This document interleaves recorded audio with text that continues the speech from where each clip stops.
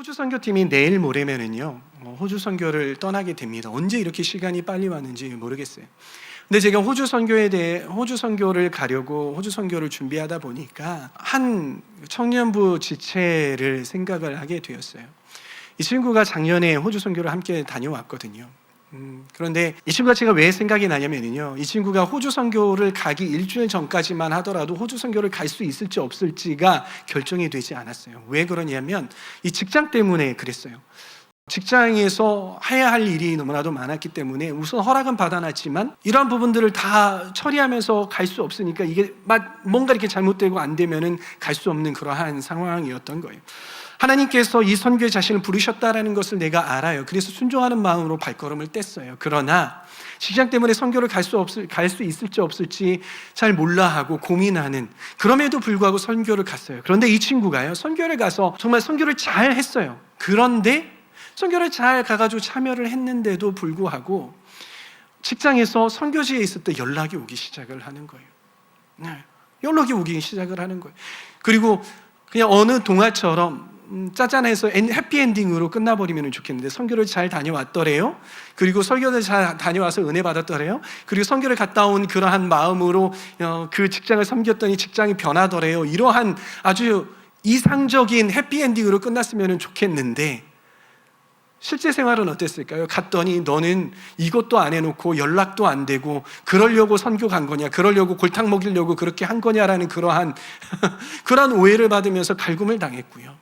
그리고 그동안에 밀렸던 일들을 처리하느라 선교 갔다 온 그 시간보다 더 많은 시간들을 땀을 뻘뻘 흘리며 야근을 해가며 그렇게 수습을 했던 그러한 시간들이 있었던 것이, 오직 그 친구뿐만이었겠습니까? 누군가는 재정적인 것들에 대해서 정말 많이 감당을 하느라 힘들었고, 재정적으로 내가 정말 많은 돈을 막 영끌해서 모아가지고 선교를 가려고 딱 했는데, 그러면 하나님께서 축복해 주셔가지고 재정을 막 누군가의 후원과 또 내가 모르는 사람들의 어떤 그런 것들 통해서 재정이 막 들어왔어야 했는데, 아니에요. 내가 긁은 그 카드값을 막 메꾸려고 그렇게 살아갔던 그런 친구들도 있더라는 것이, 다양한 어려움을 떠안아야 하는 그러한 상황들이 발생을 하더라는 것입니다. 이런 일이 여러분 선교 때에만 그렇게 일어나는 것입니까? 아니라고요.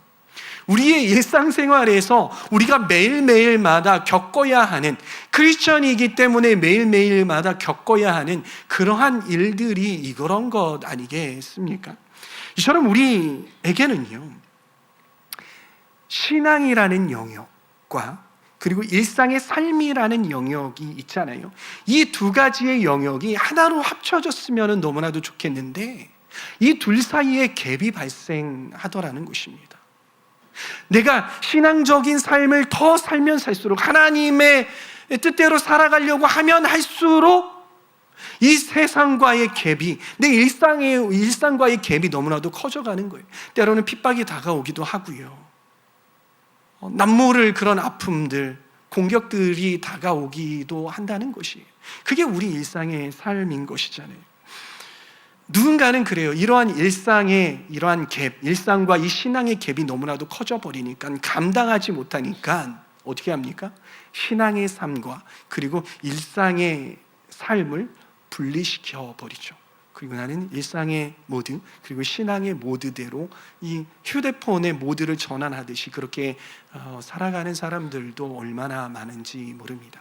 사랑하는 청년 여러분, 이 영역을 우리가, 이 일상과 그리고 신앙의 갭, 이걸 우리가 어떻게 처리하면서 살아갈 수 있을까? 이게 우리 청년들의 고민들 아니겠습니까? 특별히 우리 청년들은 사회에 나가서 어떤 여러분들의 시간들을 마음대로 조정을 할 수 있고, 내가 어디를 갔다 와야 되니까 신앙적인 것들을 해야 되니까 이 시간을 땡겨가지고 막 하고 그 나머지 시간은 이렇게 하면 되겠습니다라고 이렇게 계획할 수 있는 위치에 있는 사람들이 아니라, 어떻게 보면 위에 있는 사람이 아니라 나 밑에 있는 사람들이잖아요.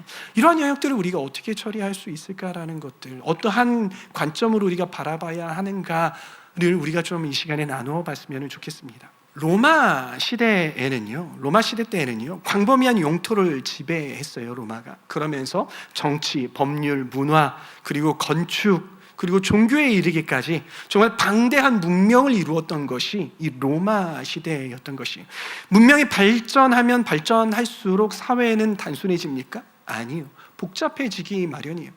문명이 발전하면 발전할수록요, 우리가 잘 알 수 있는 게 뭐냐면 도로가 어떻습니까?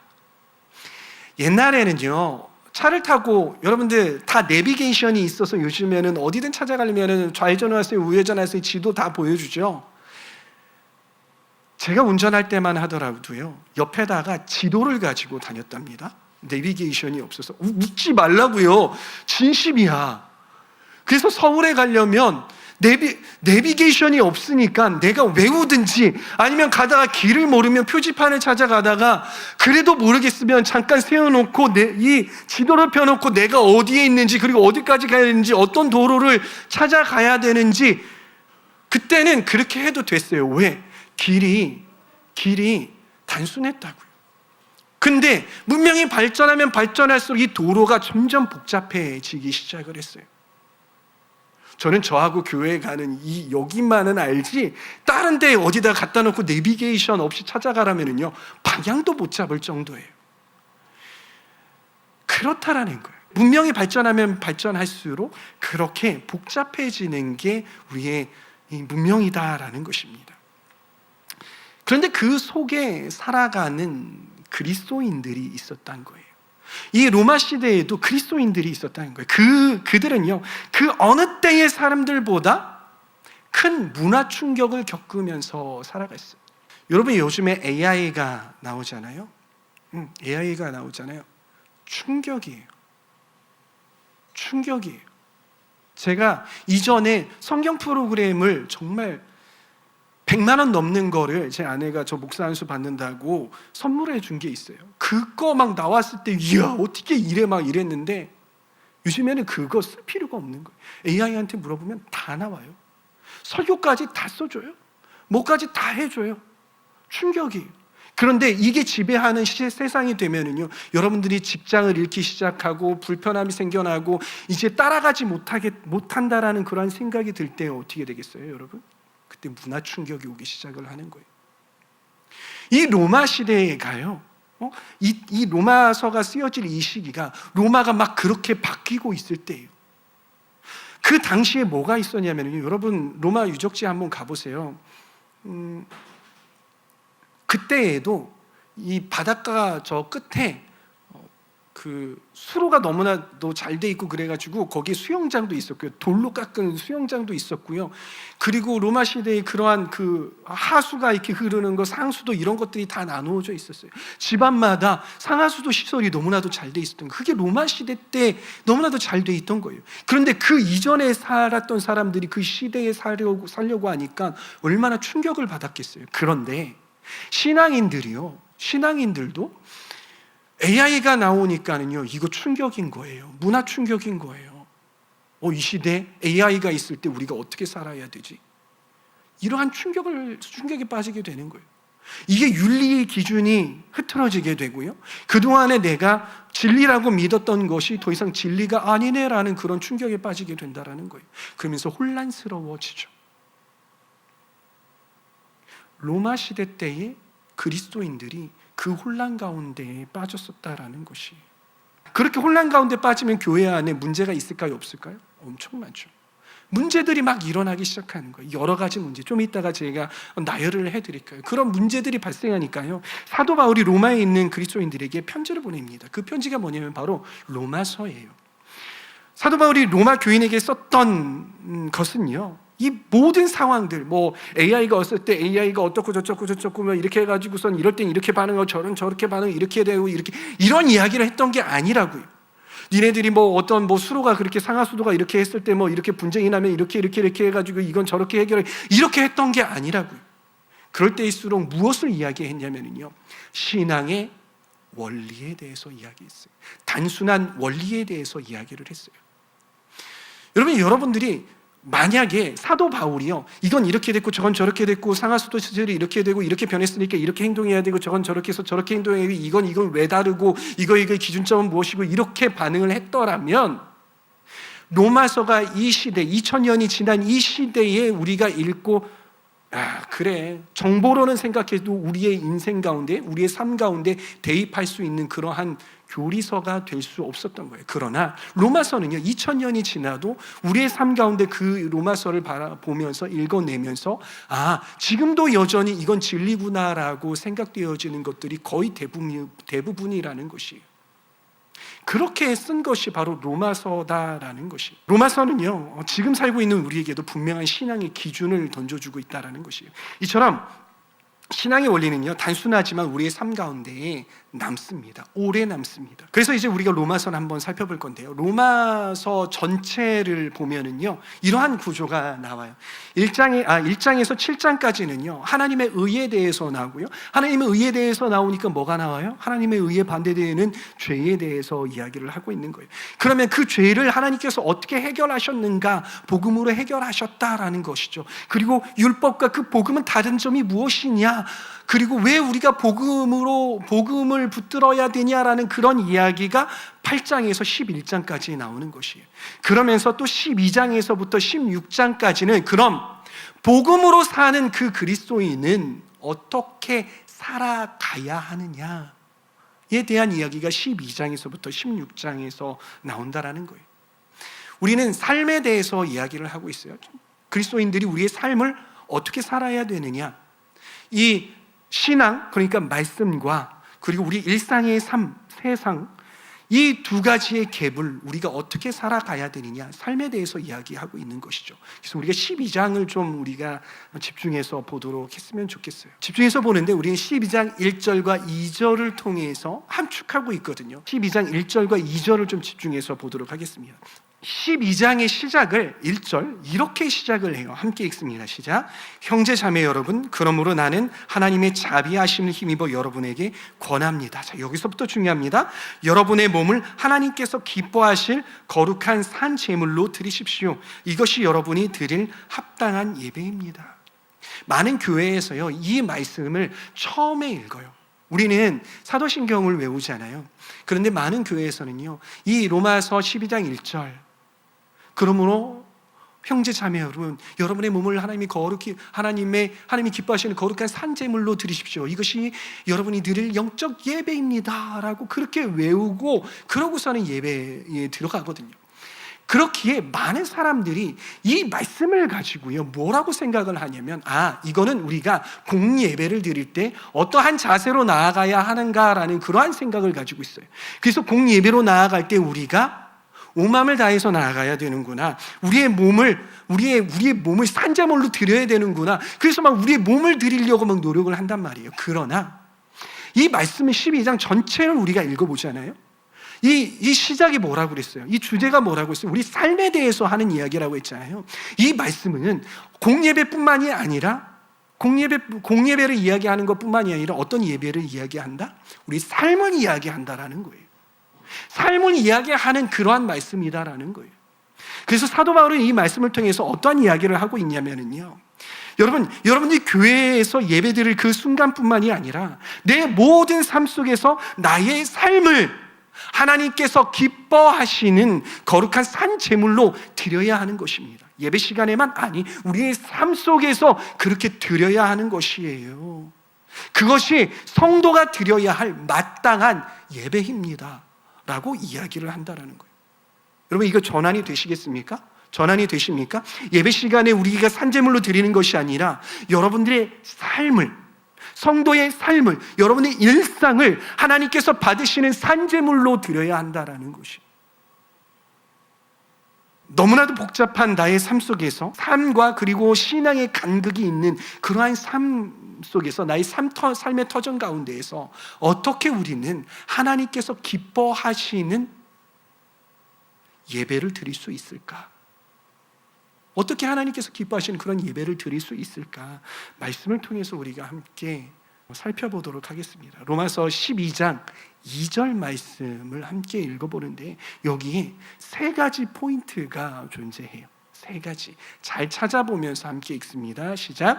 여러분은 이 시대의 풍조를 본받지 말고 마음을 새롭게 함으로 변화를 받아서 하나님의 선하시고 기뻐하시고 완전하신 뜻이 무엇인지를 분별하도록 하십시오. 여러분 읽혀집니까? 말씀을 통해서 읽혀지세요? 읽혀지세요? 첫 번째 대지가 무엇이겠습니까? 첫 번째 대지는 바로 무엇이냐면 사도 바울이 강조하는 것은 이 시대의 풍조를 본받지 말고인 것이죠. 이 시대의 풍조를 본받지 말고. 여러분 로마서를 읽어보면요, 이 로마 교회 교인들이 씨름했던 풍조들이 나와요. 씨름했던 풍조들이 나와요. 문화들이 나오고요, 씨름했던 어떤 그러한 사상들이 나와요. 그것들이 무엇이냐면 이거예요. 첫 번째는 뭐예요? 우상 숭배. 우상이 많았잖아요. 여러분 다들 읽었잖아요. 로마 신화 읽었죠? 로마 신화, 그 신화에서 나오는 여러 가지 제우스부터 시작해서 주피터 나오는 여러 가지 신들 나오잖아요. 그거 어느 시대 거예요? 로마 신화라면서요. 이때 유행했던 것들이에요. 성적 타락. 여러분 성의 타락이 그때는요, 동성애도 그때 막 흉흉했어요. 심지어는요, 그 동성애도 흉흉했고요. 그때는 더 했던 게 뭐냐면은 유아들을 대상으로 동성애를 했어요. 그렇죠. 그게 자연스러운 문화였다고요. 그리고 부도덕과 부패, 얼마나 부패에 찌들어 있겠어요. 그렇죠? 그리고 그 부패 때문에 예수님을 죽였잖아요.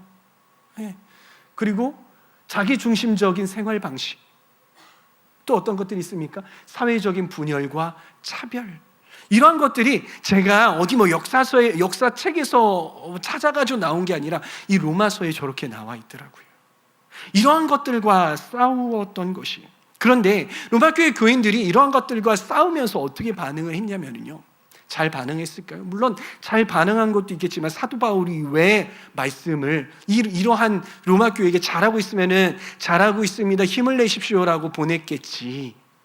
그렇죠? 편지를 급하게 보냈단 말이에요. 그 편지 보내는데 로마 교회 교인들이 이렇게 반응했기 때문이에요. 함께 있습니다. 로마서 2장 23절 말씀 시작. 율법을 자랑하면서도 왜 율법을 어겨서 하나님을 욕되게 합니까? 그들의 입에서는요, 특히 이 로마 교회 안에는 유대 그리스도인들과 유대인이면서도 예수님을 믿는 사람들과 그리고 이방 그리스도인들이 있었어요. 근데 이 유대 그리스도인들에게 하는 이야기가 뭐냐면, 당신들은 입으로는 그렇게 율법을 자랑하네요. 나 율법 이렇게 지켜, 나 율법 이만큼 알아, 이것이 하나님의 율법이지, 너희들 율법을 지켜야 돼 라고 그렇게 이야기를 하면서 왜 율법을 어깁니까? 왜 그래서 여러분들은 하나님을 욕되게 합니까? 이 말이 뜻하고 있는 바가 무엇입니까? 일상생활에서 신앙인 모두가 있는데, 일상생활 교회에서는, 회당에서는 자기가 율법을 잘 지키는 것처럼, 하나님 말씀을 잘 지키고 잘 아는 것처럼 이야기를 하지만 일상생활에서는 율법을 잘 지키고 있다, 어기고 있다? 어기고 있다. 그런데 이것이 그냥 조금 어기고 이런 것들이 아니라 사도 바울이 로마서를 쓸 정도로 문제가 되었을 정도로, 그러니까 이전에 우상숭배와 성적 타락과 부도덕과 부패, 자기중심적인 생활 방식, 그리고 사회적 분열과 차별, 이러한 것들을 사회 사람들뿐만이 아니라 교회의 집사님들과 엘더들과 그리고 목회자들이 그렇게 살아내고 있는 것을 보고, 그러면 안 됩니다, 그렇게 이중적인 생활들을 해서는 안 됩니다라고 했던 것이 이 로마서예요. 그들은 그 문화 충격을 받으면서 그 세상 풍조가 막 밀려 들어온단 말이에요. 그 가운데 어찌 행할 바를 모르면서 이것이 진리인지 아닌지, 내가 진짜 목숨 걸고 지켜야 되는 건지 아니면 좀 타협해도 되는 건지, 이것들을 잘 모르고, 아니 어쩌면 잘 알면서도 지키지 않았던 거예요. 교회 집사님이 우상 숭배를 했어요. 여러분, 이 우상 숭배라는 게 여러분 그냥 이렇게 하는 건 줄 알잖아요. 성경에서 우상 숭배는요, 철저하게 어디와 연결되냐면 성적 타락과 연결이 돼요. 왜? 여러분들이 우상 숭배를 하러 가잖아요. 만약에 우상 숭배를 하면은 신전으로 들어가야 돼요. 근데 신전에서 여러분들이 예물을 바치잖아요. 그 다음에 꼭 해야 하는 통과 의례가 뭔지 아세요?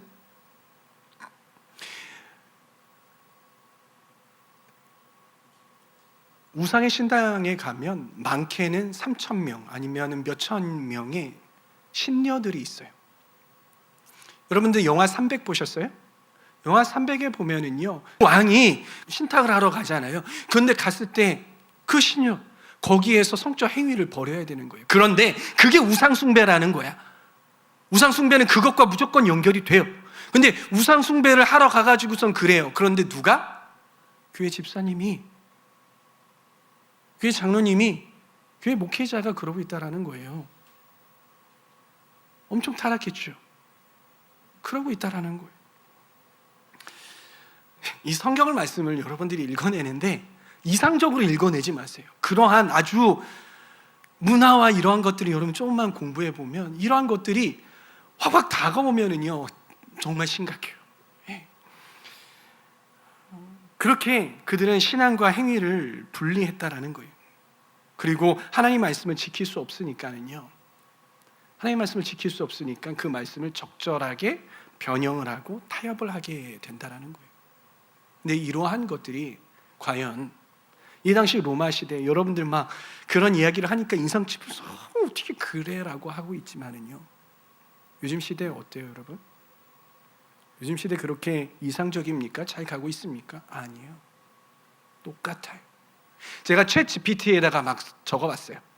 뭐라고 물어봤냐면 MZ 세대가 지금 영향을 받고 있는, 현재 시대에서 영향을 받고 있는 세상 풍조가 어떤 것이 있을까 나열해줘라고 딱 쳤더니 이렇게 나와요. 물질주의와 소비 중심 문화. 여러분 돈이면 다 되잖아요. 그렇죠? 돈 없으면 루저잖아요. 이러한 세상 풍조, 여러분들이 더럽다고 하면서도 여러분들이 추구하고 있는 게 뭐예요? 돈 많이 버는 것이잖아요. 안 그렇습니까? 성적 자유주의와 동성애. 동성애도 여전히 사회적인 문제가 되고 있고, 그리고 미국에서는, 그리고 다른 나라에서는 그것들이 합법화되고 있잖아요. 과도한 개인주의. 여러분 개인주의는 좋은 거예요. 왜냐하면 전체주의에 맞서서 생긴 게 개인주의죠. 그런데 한국의 MZ세대는요 이 개인주의와 그리고 이기주의를 혼동을 해요. 개인주의인데 어때요? 아니요. MZ세대들, 한국의 MZ세대를 생각하고 있는 개인주의가 아니라 과도한 개인주의, 즉 이기주의인 경우가 참 많다라는 거예요. 나만 잘 되면 되지, 나만 잘 살면 되지라는 그러한 것들, 나만 아니면 되지, 남들은 뭐 어떻게 되든 사회가 책임져 주겠지, 그렇게 하고 있다라는 것이죠. 상대주의와 도덕적 유동성, 이것은 무엇이냐면요, 한마디로 이야기하면요 내로남불이에요. 내가 하면 로맨스예요. 그런 남이 하면 불륜이죠. 그런 것들이 우리 안에도 있잖아요.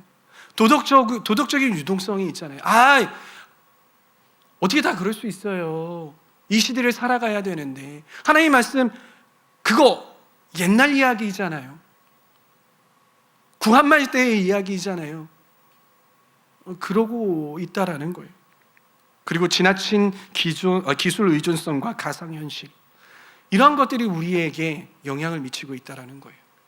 동의하십니까, 여러분? 네, 그러고 있다라는 거예요. 여러분 이 대답을 보고 어떠한 생각이 드세요? 저는 이런 생각이 들더라고요. 어쩜 그렇게 똑같냐? 어쩜 그렇게 똑같냐? 이러한 속에 있는 어떠한 내용물들은 좀 바뀌었지만요, 패턴이 2000년대의 유행했던 풍조와 지금 유행했던 풍조 똑같아요. 똑같이 패턴을 반복해서 하고 있다라는 것이에요. 그걸 대하고 있는 그리스도인들의 자세 어떻습니까? 똑같아요.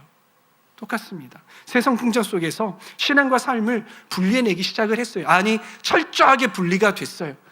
어떻게 아냐? 여러분들 직장이나 학교에서 너도 그리스도인이었어? 이야기를 들었다면은요 분리가 되었었던 거예요. 아니면 친구가 여러분들이 교회 가는 거 모르면은요 분리가 된 거예요. 그리고 말씀을 내가 지킬 수 있는 말씀은 지키고, 아닌 말씀은 부담스러운데 밀어놓고 로마교회 교인들이 어떻게 그럴 수 있어? 그 시대의 집사님들, 그 시대 엘더들, 그 시대의 목회자를 어떻게 그렇게 타락할 수 있지? 우리도 똑같다라는 거예요. 형태만 달라졌지, 그 내용물만 달라졌지, 그 패턴이 똑같이 우리가 가고 있다라는 거예요. 사도 바울은 이러한 풍조를 뭐라고 합니까?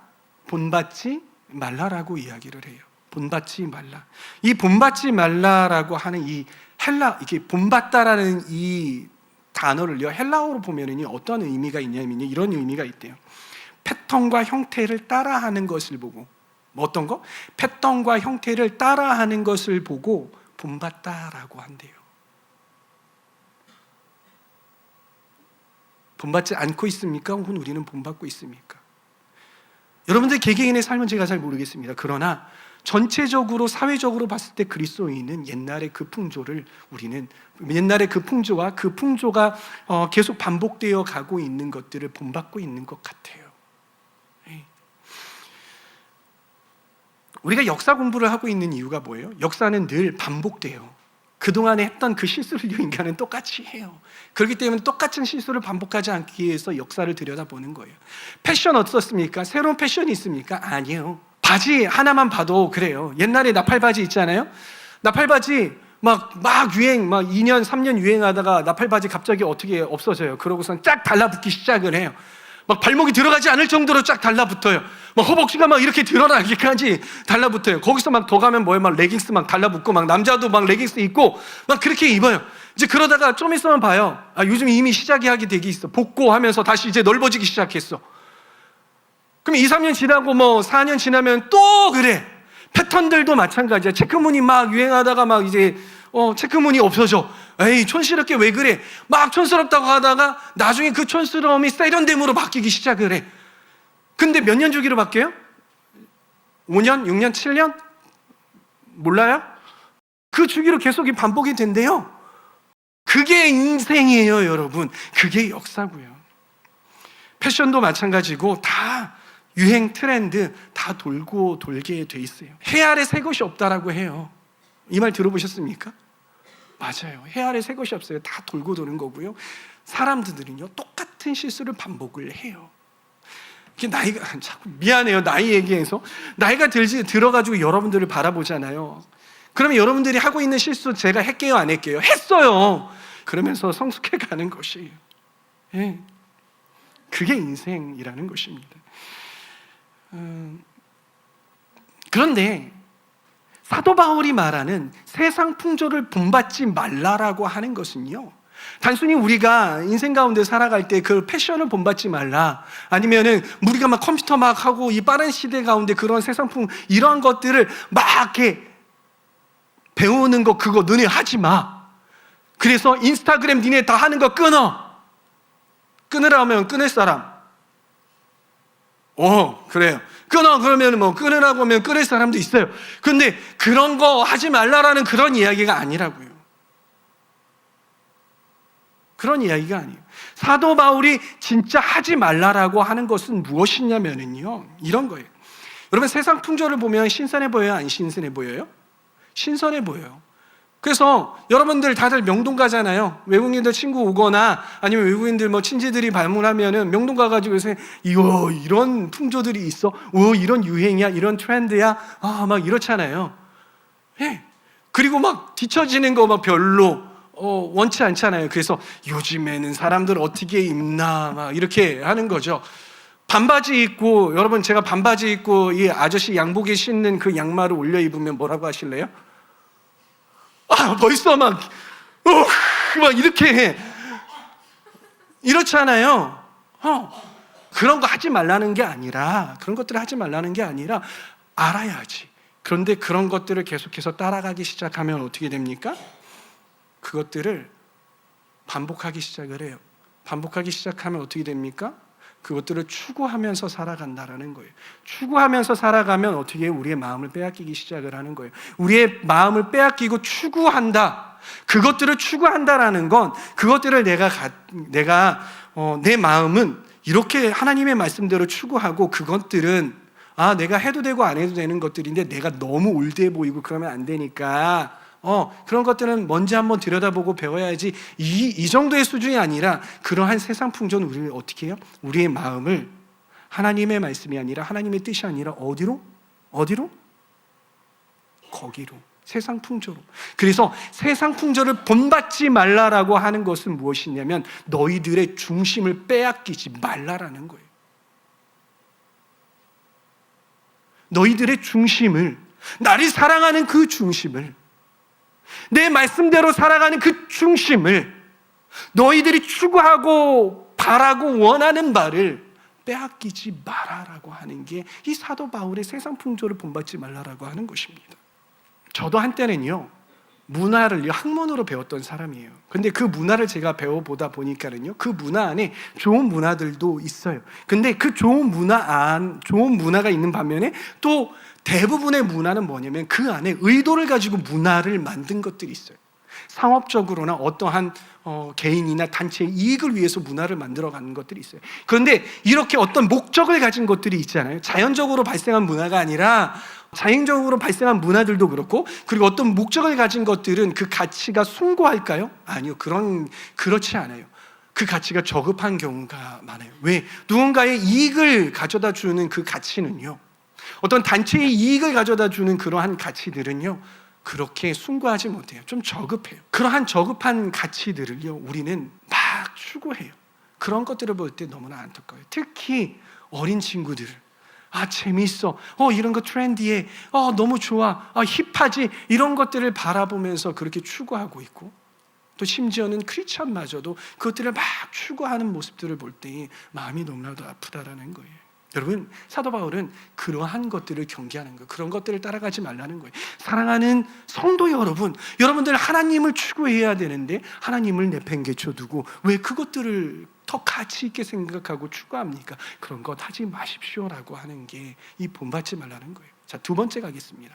두 번째는요, 무엇이냐면 마음을 새롭게 함으로 변화를 받으라라는 거예요. 여러분, 말씀 묵상을 하고 말씀을 보잖아요. 그 단어의 한 뜻을 진정한 의미가 무엇인지 찾아 내려가면은요, 감탄이 나와요. 오늘 잘 됐어요. 그 하나하나 찾아 내려갈 거예요. 여기서 어떤 단어가 보입니까? 빨간 글씨로 딱 해놨잖아. 마음을 새롭게 함으로. 이 마음을 새롭게 한다라는 게 뭐예요? 새롭게 해라, 새롭게 해라 하면 새로워지는 거예요. 마음을 바꿔치기 하면 새로워지는 거예요. 이 새롭게 한다라는 건 뭐냐면요, 갱신한다라는 거예요. 그리고 재생한다라는 거예요. 여러분, 손이 다쳐보신 적 있으시죠? 나 한 번도 안 다쳐봤다. 다들 다쳐보시죠? 다쳐보면 어떻게 해요? 이게 상처가 나죠.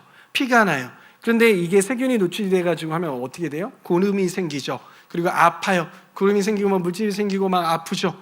그런데 이 재생시키다라는 게 뭐냐면 이것들을 자연적으로 재생되는 것도 재생하다라요. 그런데 이게 재생이 안 될 때 어떻게 해요? 그거 고름을 짜내고 해서 소독하고 그것들을 빼내고 약을 바르고 묻고 이러는 치료하는 과정이 필요한 거잖아요. 그러한 치료하는 과정이 다 끝나면 어떻게 됩니까? 살이 다시 돋아나요. 언제 그랬냐는 듯이 싹 덮여져요. 재생이 된다라는 거예요. 우리 인생 가운데, 우리 삶 가운데 몸이 그런 재생 능력이 있듯이 우리 인생들도 그러한 재생 능력을 하나님께서 주셨어요. 누구 안에 있을 때? 하나님 안에 있을 때. 그렇죠? 그런데요, 세상 풍조들이 우리에게 들어와서 우리의 마음을 흠집내기 시작을 해요. 세상의 악한 것들이 여러분들의 마음을 다치게 해요.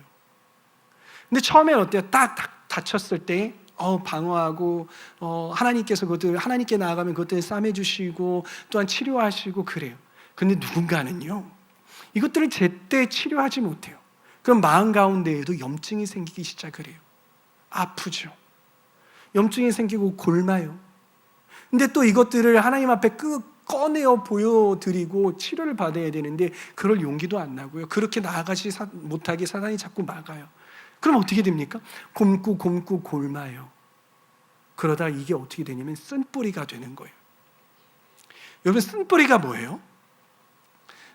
다들 그런 용어들을 쓰잖아요. 그래서 마음에 쓴뿌리가 있어서 그래요. 그런데 쓴뿌리가 뭐예요? 쓴뿌리란 무엇이냐면요, 그 상처가, 우리 마음의 상처가 곰고 골마서 마치 무엇처럼 됐냐면 암처럼 된 거예요. 그래서 그러니까 나의 행동들과 마음들이 이 마음에서부터 나오는 거잖아요. 근데 나의 마음 가운데 그러한 골마 터진 것들이 있어요. 그러한 암과 같은 것들이 있어요. 그렇다 보니까 어떻게 돼요? 나의 선택과 나의 말과 나의 행동들이 하나님의 말씀이 아니라 정상적인 것들이 아니라 무엇에 영향을 받아요? 그 상처에 영향을 받는 거예요. 그러다 보니까 나의 말과 행동 그리고 모든 성품들이 그것에 의해 오염이 되었고 그 상처들로 말미암아 말이 나가고 상처들로 말미암아 행동이 나가는 거예요. 이게 쓴뿌리인 것이 그렇게 된다라는 거예요. 그런데 하나님께서는요, 그런 쓴뿌리마저도 하나님께서 도려내시기를 원해요. 치료하시기를 원해요. 그래서 어떻게 하시기를 원해요? 어떻게 하시길 원해요? 회복시키기를 원해요. 재생시키시기를 원한다라는 거예요. 새롭게 하시기를 원하신다라는 거예요. 그 상태로 하나님께서 만드신다라는 거예요. 그런데 우리는 어떻습니까? 하나님 앞에 그걸 잘 안 보여요. 창피하다고 잘 안 보여요. 하나님 앞에 야곱처럼 씨름하지 않는다고요. 자꾸 숨겨요. 숨기고 움츠러들고 그 상처가 좀 하면은 하나님께서 치료하시려고 대요. 메스를 대요. 근데 그 메스를 대었을 때 어떻게 해요? 자꾸 피해요. 우리는 하나님의 수습대에 올라가야 되는 거예요. 우리 첫 찬양 무슨 찬양이었습니까? 나의 안에 거하라 나는 내 하나님이니. 여러분 이거 감성적으로 받아들일 게 아니래요. 나의 안에 거하라는 것은 정말 그것마저도 하나님께서 건드시고 치료하실 때에 내 삶을 그냥 내어드리는 거예요.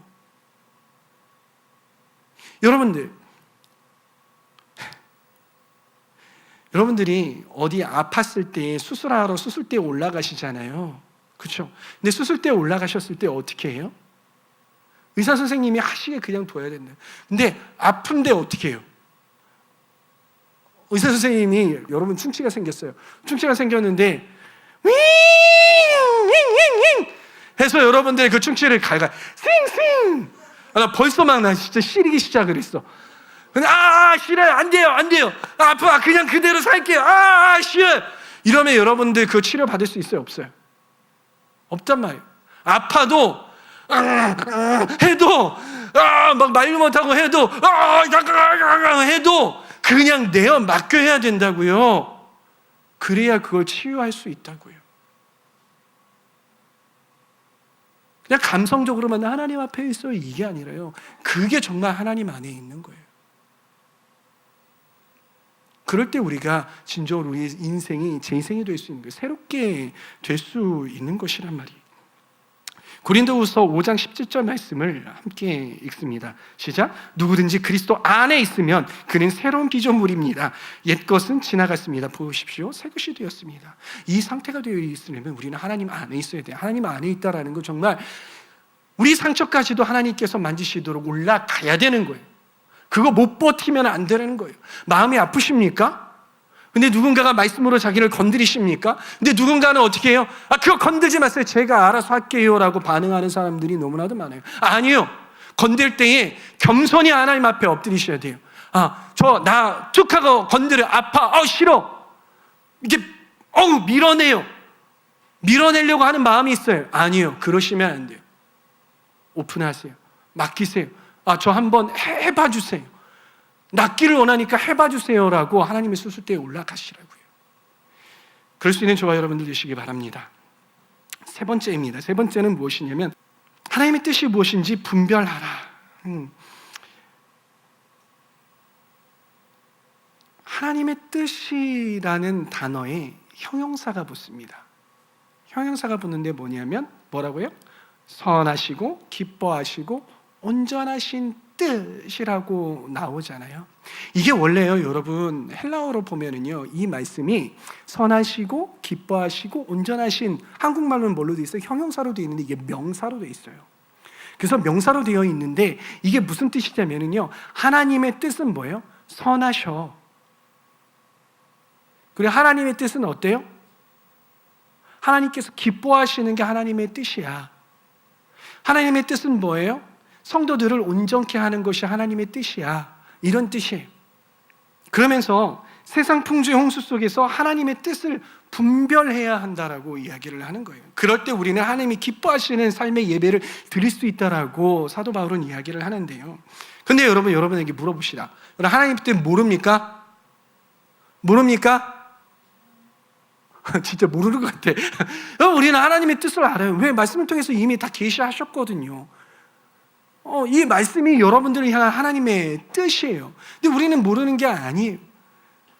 근데 자꾸 우리는 이 단순하게 우리에게 말씀하시는 그 하나님의 음성, 이거 하나님의 뜻은 아닌 것 같아, 너무 심플한데, 이렇게 생각을 한다라는 거예요. 아니라고. 하나님의 뜻은 단순하게 하나님의 말씀이 여기에 나와 있다고.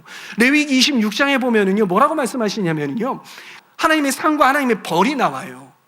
요즘에 교회가 다 말씀 통독을 하고 있잖아요. 통독을 하고 있다고요.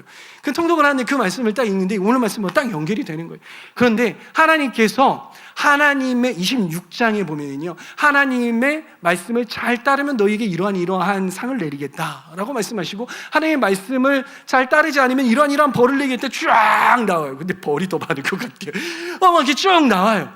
그렇게 쭉 나오는데 하나님의 뜻을 이렇게 봤더니 그 앞에 하나님의 뜻이 나와요. 그런데 이스라엘 백성들이 하나님의 뜻을 몰랐을까? 아니라고요. 정말 심플한 것들이에요. 심플한 것들이라고요.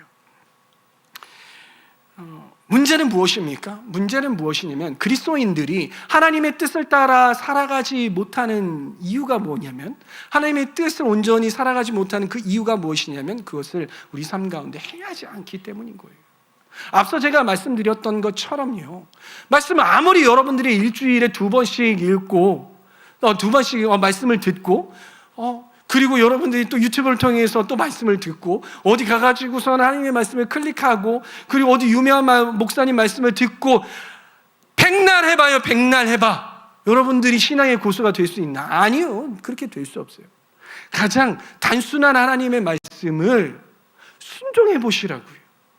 그럴 때 우리가 진정한 고수가 될 수 있는 것이에요. 그런데 이 말씀에 보면은요, 오늘 사도 바울이 이야기할 때 마지막 분별하라라는 이 분별이 있어요. 그런데 이 분별하다라는 뜻이 뭐냐면요, 도끼마조라는 뜻이에요. 도끼마조라는 단어인데요, 이 도끼마조라는 단어가 분별하다라는 이 뜻이래요. 근데 우리는 이 도끼마조라는 이 단어가 뭐냐면요, 영어로 test예요, test. 그런데 또 하나의 뜻이 있는 examine이에요. 그리고 proof. 이게 무슨 뜻인지 알겠어요? 테스트 해보라는 거예요. 분별하는 것은 테스트하는 거예요. 시험 보듯이 테스트 해보는 거예요. 더 나아가서 이 분별하다라는 뜻이 뭐냐면 examine이에요. 시험을 해보는 거예요. examine이 뭐는 게, 여러분이 실험해보는 거 있잖아요. 이게 정말 그런지 안 그런지 실험을 해보는 거예요. 그래서 어떻게 돼야 돼요? prove, 증명해내는 거예요. 말씀이 그러하다라는 거예요. 하나님의 뜻이 그러하다라는 거예요. 성경을요, 우리가 분별한다라고 할 때 머리로 아는 수준에서 끝나는 경우가 많아요. 이 말씀은 진리이지, 그렇게 살아야지. 이거는 내가 아는 이 말씀이 이렇게 있으니까 이 현상은, 누군가 하는 이야기는 저거는 진짜야 혹은 아니야, 전 진짜지, 저건 진리가 아니지. 이게 분별이 아니라고. 이게 분별이 아니라고. 이건 그냥 아는 거야. 분별은 뭐냐면 examine 하는 거예요. 테스트 해봐야 되는 거예요. 그래서 prove. 그러니까 증명해 내보는 거예요. 그러려면 어떻게 해요? 이론에서, 머리에서 일어나는 그러한 작용으로 끝나는 것이 아니라고요.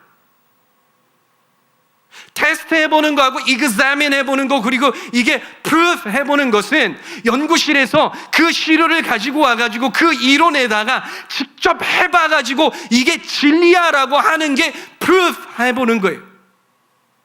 그러면 하나님의 말씀을 분별하는 것, 여러분들의 삶 가운데 여러분들의 인생을 분별하는 것, 여러분의 진리를 분별하는 것은 무엇이냐면, 그 말씀을 여러분들의 삶 가운데 가지고 와서 그 말씀이 진짜 진리이고 내 말씀이 살아내는지 안 내는지, 그리고 그것들을 봤을 때에, 그 말씀을 살아봤을 때에 정말 하나님의 말씀이 이루어지는지, 그것 가운데 하나님의 영향력이 흘러가는지 안 흘러가는지 테스트 해보는 것이고, examine 해보는 것이고, 그것들을 증명해보는 것이, 그래서 여러분들 말씀이 성경책에 이렇게 되었으면 좋겠어요. 빨간색 그어보는 거예요. 밑줄 그어보는 거예요. 그런데 그 밑줄이 점점 많아져.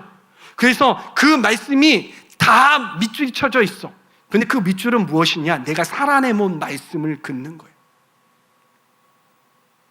내가 살아내지 않았으면 밑줄 그을 수 없어.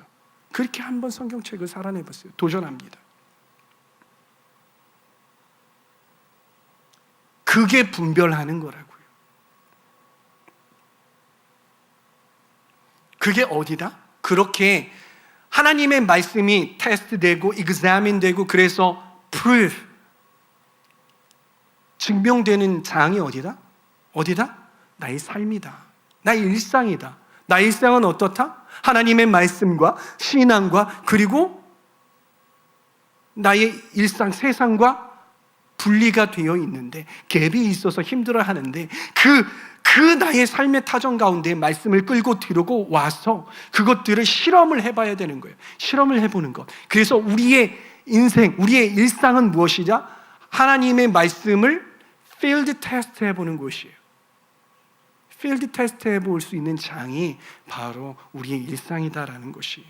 그래서 머리로 나 그거 알아 이 정도 수준이 아니라 내가 그 말씀을 내 삶 속에서 살아내보고 증명해냈어. 그 말씀은 내 삶에서 증명되었어라고 고백할 수 있는 저와 여러분들이 다 되었으면 좋겠습니다. 말씀을 정리하도록 하겠습니다. 우리는 그 어느 때보다도 세상 풍조가 만연한 그런 시대에 살고 있어요.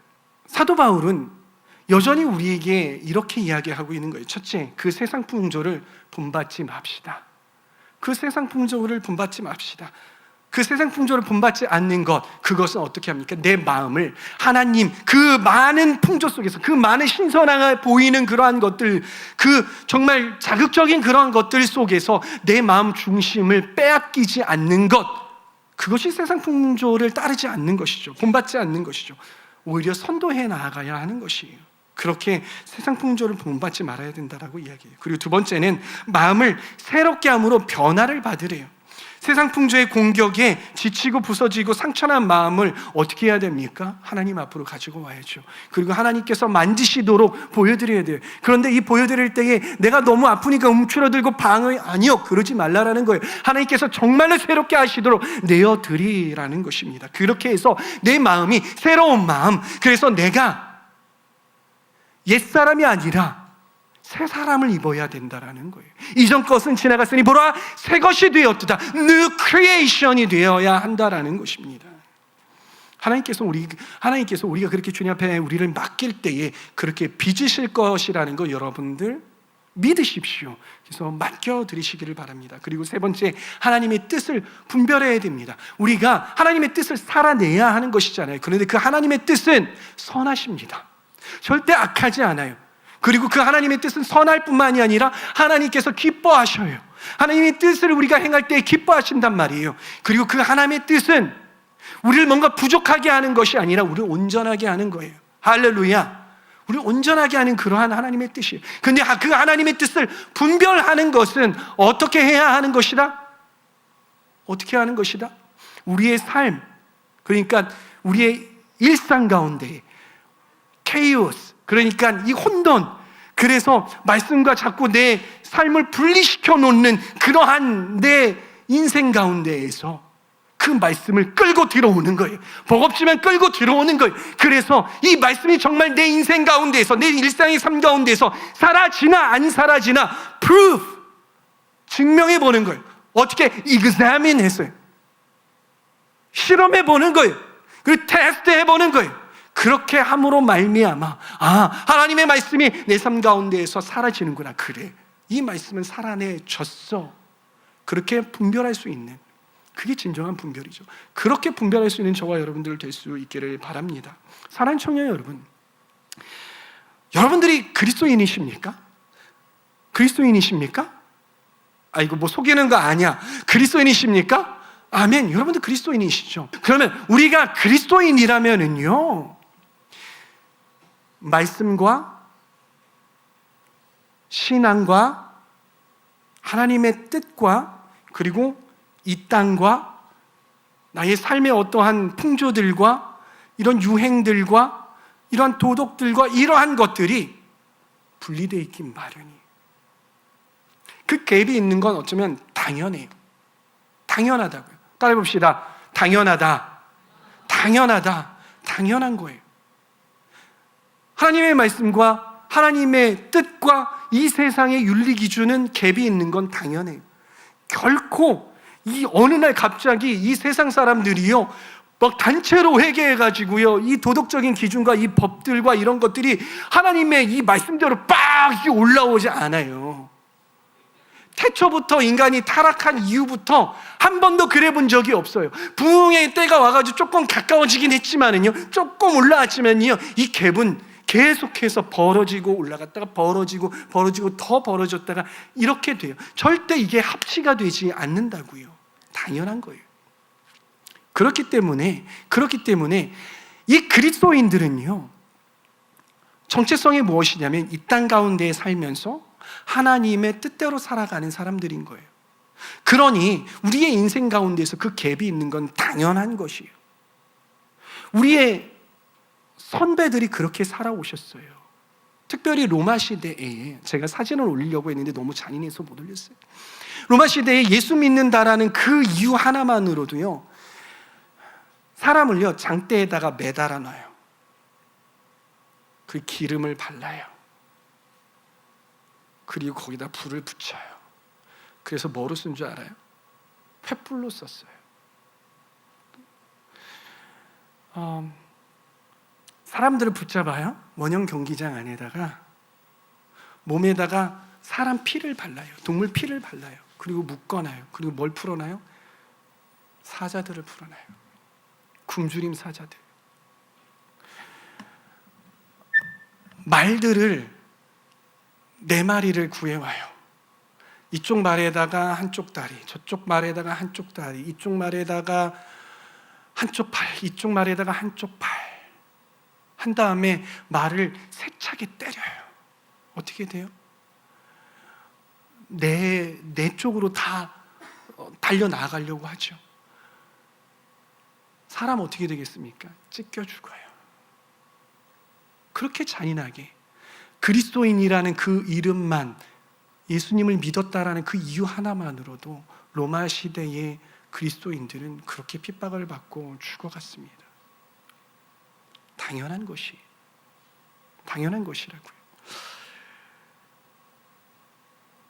그렇게 우리는 이 하나님의 뜻과 그리고 세상의 이 간극 속에서 살아갈 수밖에 없는 운명적인 존재가 될 수밖에 없는 것이에요.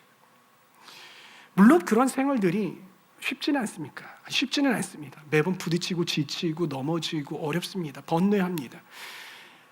그리고 하나님의 뜻대로 살기 원하는 사람은요, 그 간극이 더더욱 벌어지게 될 것이고요, 더 힘들어지게 될 것이에요. 이건 운명이기 때문에 우리가 받아들여야 되는 거예요. 피하려고 하지 마시길 바랍니다. 그리고 그러한 간극을 여러분 겸허히 받아들이시기를 바래요. 겸허히 받아들이셔야 돼요. 핍박을 겸하게 받아들이시길 바랍니다. 여러분들의 인생 가운데 핍박이 올 때 지표를 삼으세요. 아, 핍박이 오네? 나 잘 살고 있구나. 그러한 지표로 삼으세요. 이게 진짜 그리스도인들의 삶이라는 거예요. 여러분, 여러분의 삶 가운데 그렇게 살아낼 수 있기를 바랍니다. 요즘 유행하는 단어가 있습니다. 그것이 무엇이냐면 선한 영향력이래요. 선한 영향력. 그렇죠? 그런데 이 선한 영향력이라는 단어가요, 어디에서 쓰이냐면 사회에서 쓰더라고요. 믿지 않는 사람들이 저한테 저 머리를 깎으러 가요. 그분은 그 교회를 다니지 않으세요. 요즘에 어떻게 지내세요? 저 이렇게 살려고 하고요, 저렇게 살려고 하고요. 그래요. 그랬더니 이 친구가 저한테 하는 얘기가 뭐냐면, 역시 선한 영향력을 끼치면서 살아가군요. 그 단어 어떻게 알아요? 유행이잖아요. 유행이에요. 근데 이 단어가 어디에서 왔습니까? 그리스도인에게서 왔어요. 우리가 써야 하는 단어고요, 우리가 들어야 하는 단어라고요. 근데 그 선한 영향력을 우리가 어떻게 사용할 수 있습니까? 빛과 소금이 될 때의 선한 영향력을 우리가 발휘할 수 있게 되는 거예요. 빛은요, 비춰야 돼요. 그리고 소금은요, 썩어져 들어가야 한다라고요. 근데 그렇게 하려면은요, 우리가 다칠 수밖에 없고요, 우리가 손가락질 당할 수밖에 없어요. 핍박이 올 수밖에 없어요. 여러분, 많은 퇴색된 복음은요, 뭐라고 이야기하냐면 예수 믿으면요 복 받는데요, 예수 믿으면 돈 많이 버는데요, 예수 믿으면요 승진한대요. 여러분 그렇습니까? 아니에요. 그거는 가짜 복음이에요. 여러분 예수 믿으면요 핍박이 오게 마련이에요. 더 세차게 옵니다. 여러분들이 하나님의 뜻대로 살려고 하면 할수록요, 여러분 더 손해를 봐야 됩니다.